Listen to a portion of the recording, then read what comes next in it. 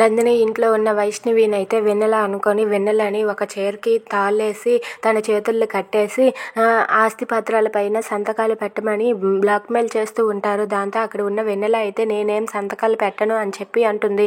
అక్కడ ఉన్న నందిని అలాగే రాజశేఖర్ వాళ్ళైతే నా సంతకాలు పెడతావా పెట్టవా, పెట్టకపోతే నిన్ను చంపేస్తాం, పెట్టవే అని చెప్పి అంటూ ఉంటారు. అయినా సరే అక్కడ ఉన్న వైష్ణవి మాత్రం నేను సంతకాలు పెట్టను అని చెప్పి అంటుంది. దాంతో ద్రాక్షాయణి అయితే ఏంటే ఇంతవరకు మేము చేసిన కష్టమంతా వృధా అయిపోతుంది, చూడు నందిని ఇది సంతకాలు పెట్టనంటుంది, మనం ఎన్నాళ్ళు కష్టపడిన కష్టమంతా వృధా అయిపోతుంది, ఇది కానీ ఒక్క సంతకం చేసిందంటే ఆస్తి మన చేతికి వస్తుంది కదా నందిని అని చెప్పి ద్రాక్షాయిని అంటూ ఉంటుంది.